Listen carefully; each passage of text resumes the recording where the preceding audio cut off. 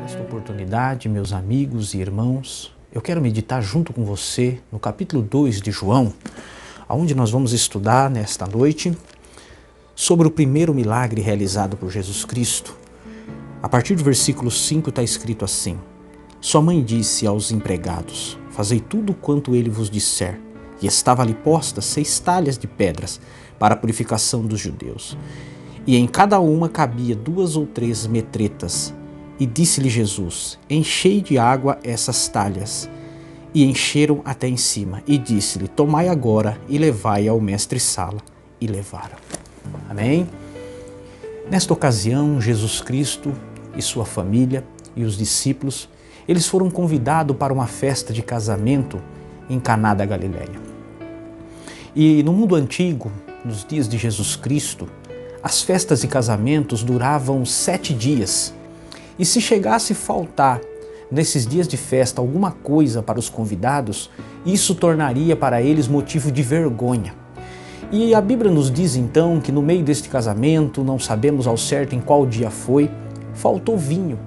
E Maria, sabendo que estava faltando vinho na festa e sabendo que a família poderia sofrer uma grande vergonha, ela imediatamente vai até Jesus e fala com ele sobre a falta de vinho, e Jesus responde que tenho contigo, mulher, ainda não é chegado o tempo. Mas a maneira como Jesus falou com Maria não foi uma maneira desrespeitosa, como muitos acreditam. A maneira como ele falou com ela fez com que ela entendesse que Jesus iria sim fazer alguma coisa. E naquele momento então Jesus chama-lhe os servos e diz para eles encher aquelas talhas, e aquelas talhas então foram cheias. Quando eles acabaram de encher aquela talha, nós vemos que o próprio Jesus disse: olha, levai agora ao mestre-sala. O mestre-sala era um maître, o chefe daqueles que estavam servindo aquela festa. E aquele mestre-sala então, pegando aquele vinho e experimentando, ele provavelmente parou a festa e chamou a atenção de todos e elogiou o noivo dizendo: olha, todo mundo tem por costume primeiro colocar um vinho bom. E depois que todos bebeu muito, ele vai e coloca o vinho inferior. Mas tu, dizendo ele, o mestre-sala para o noivo, fizeste diferente. Você deixou o melhor vinho para o final. E veja que aquela festa que poderia ter se tornado uma vergonha para os noivos, agora que Jesus Cristo tinha feito aquele milagre transformando a água em vinho, aquela festa provavelmente, com certeza, ela foi uma festa muito comentada depois pelo fato de ter guardado para o final o bom vinho. Mas nós bem sabemos que o bom vinho foi transformado por Jesus Cristo. Este milagre tem muitas coisas que nos ensina. A principal coisa que nós vemos assim olhando para o texto é que Jesus evitou que aquele casamento se tornasse em uma vergonha para os noivos. Jesus evitou que aquele casamento se tornasse motivo de chacota depois para aquele casal. E o que nós vemos também nesse milagre é Jesus pegando o quê? Uma água e transformando em vinho, que são duas coisas totalmente diferentes.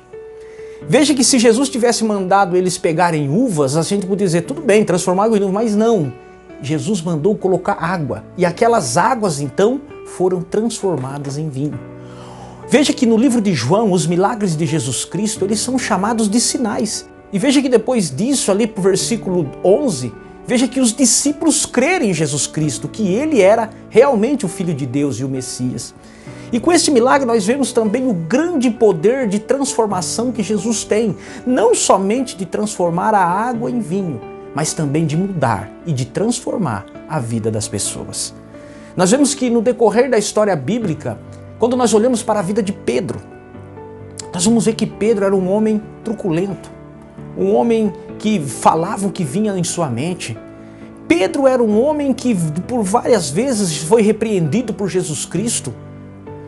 E veja que na noite anterior à crucificação de Jesus, ele disse que não iria negar Jesus Cristo, mas negou.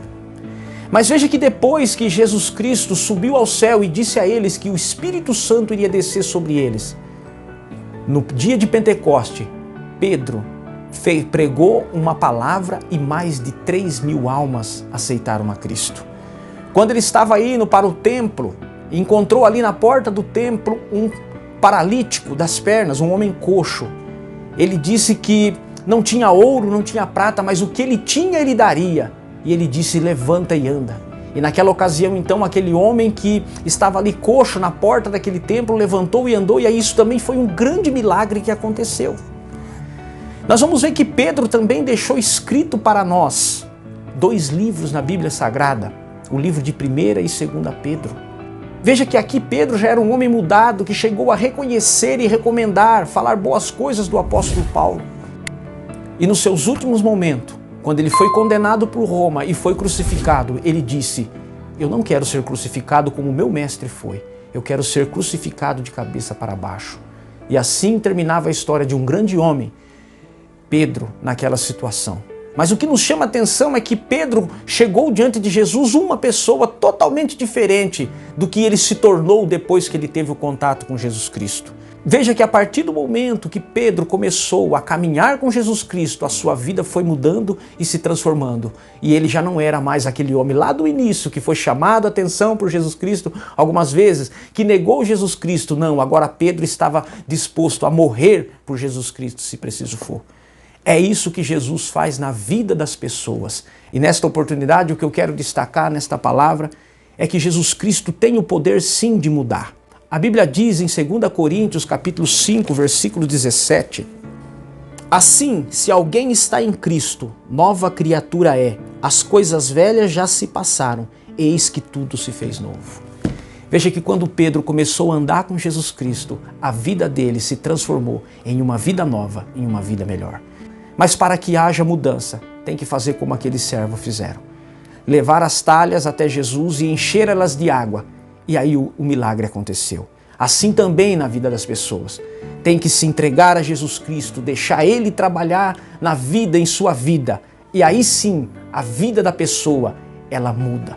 Porque quando Jesus Cristo entra na vida de uma pessoa, Ele entra para mudar a história, para mudar o caráter, para mudar a pessoa. E quantas pessoas que eu e você conhecem, que depois que ela teve um encontro com Jesus Cristo, a sua vida foi transformada para melhor. Amém? Que o Espírito Santo de Deus fale mais ao teu coração. E não se esqueça, Jesus tem o poder de transformar vidas. Vamos orar ao Senhor neste momento. Maravilhoso Deus e eterno Pai, eu te agradeço, ó Deus, por esta oportunidade tão maravilhosa que o Senhor me concede, ó Pai, através desta rede social. Eu quero, Deus querido, pedir por cada amigo, por cada irmão que nos acompanhou até aqui, Senhor. Eu peço para que o Senhor venha abençoar e que o Teu Espírito Santo venha fazer crescer e frutificar esta palavra no coração. E que ele saiba, ó Pai, que o Senhor tem poder para transformar vidas e para mudar as coisas. Eu te agradeço em nome de Jesus. Amém. Amém. Que Deus lhe abençoe. Fique com Deus.